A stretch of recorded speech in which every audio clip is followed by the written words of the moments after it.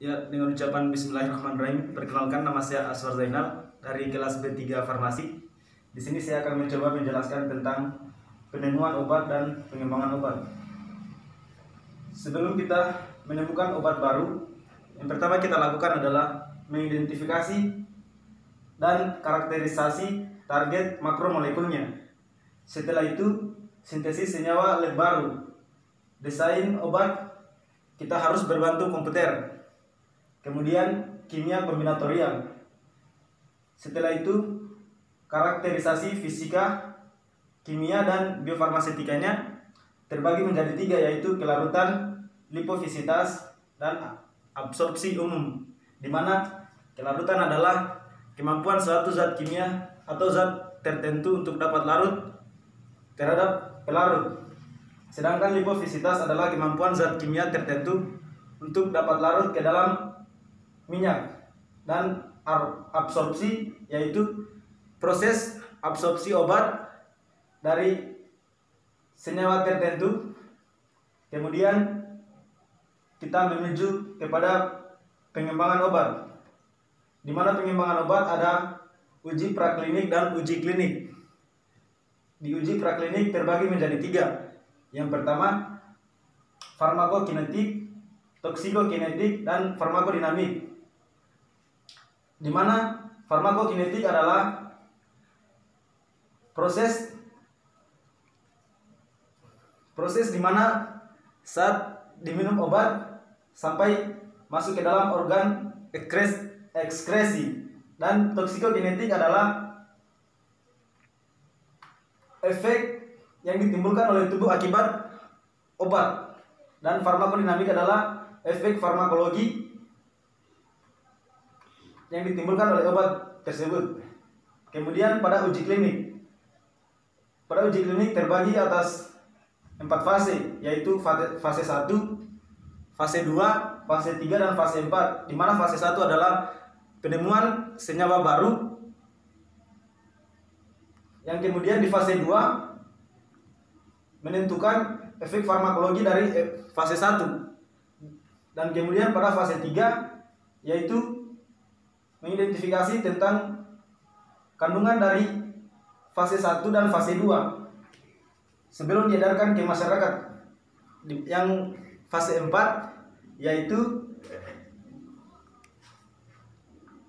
proses pengecekan sebelum diedarkan kepada masyarakat atau efek obat.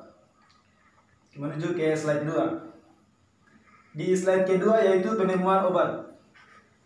Yang pertama penemuan obat. Sebelum penemuan obat yaitu kita harus mengidentifikasi target. Kemudian identifikasi kandidat senyawa baru. Kemudian pada uji praklinik atau preformulasi ada yang namanya toksikologi, farmakologi, dan analisis dan parameter. Kemudian investigation new drug, ada yang namanya clinic study, hasil uji praklinik, struktur kimia, efek samping pada hewan, detail studi klinik yang telah disetujui oleh.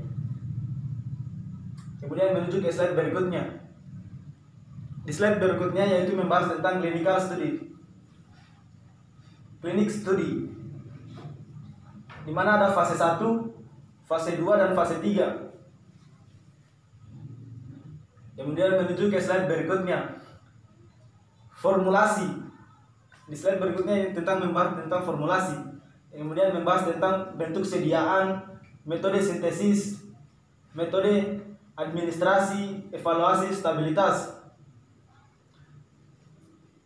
Di bentuk sediaan membahas tentang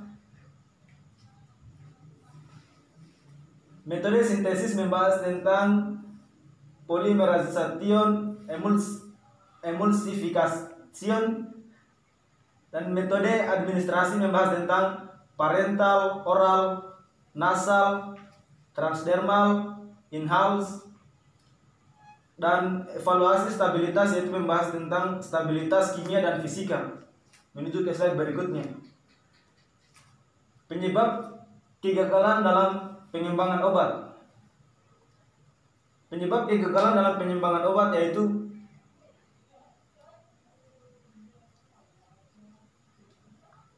harus ada upaya kolaborasi di berbagai bidang. Screening senyawa obat, kemudian pengujian farmakologi dan toksikologi.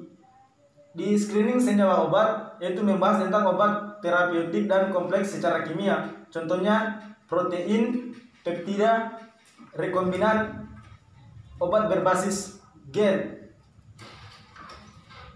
dan pengembangan formulasi produk.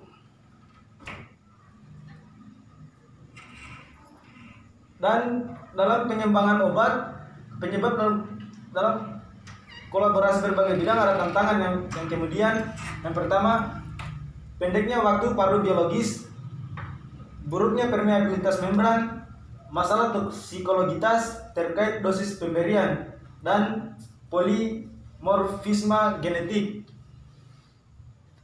Menuju ke slide berikutnya. Sifat-sifat kimia yang penting dalam API selection. Yang pertama, stabilitas obat, solubility. Kemudian slide berikutnya, di mana formulasian. Yang pertama, tujuan formulator, pengelola sifat-sifat fisika kimia dan segala hal terkait API untuk mengoptimalkan pengantarnya menuju jaringan target melalui rute pemberian tertentu. Yang kedua, hal demikian juga harus dengan pengembangan skala produksi. Menuju ke slide berikutnya. Formulasi merupakan kunci bagi profil biofarmaseutis suatu senyawa karena komposisi jenis, berbentuk sediaan, proses manufaktur, dan rute pemberian terkait erat terhadap karakter farmakokinetiknya. Yang kedua, penilaian karakter PK tidak sempurna tanpa memasukkan parameter formulasi yang relevan untuk menetapkan konteks yang cocok. Yang kemudian, kelarutan, hidrolisis, lipofisitas, ionisitas, dan pKa, bentuk garam, dan polimorfisme. Kemudian sifat fisika, kimia fisik, nasib obat di dalam tubuh.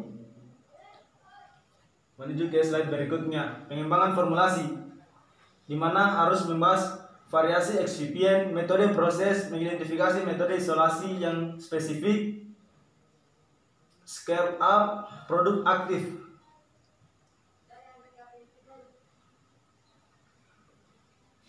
Upaya kolaborasi, di dalam pembuatan obat harus ada upaya kolaborasi antara ahli farmasi fisika, ahli farmaseutika, dan ahli farmakologi. Di mana di sini akan membahas tentang sistematiknya secara terus-menerus. In vivo correlation, itulah hasil kolaborasi dari ahli farmasi fisika, ahli farmaseutika, dan ahli farmakologi.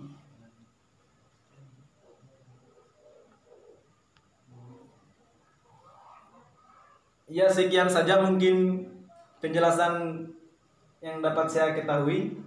Lebih dan kurangnya mohon dimaafkan. Akhir kata, wabillahi taufiq wal hidayah. Wassalamualaikum warahmatullahi wabarakatuh.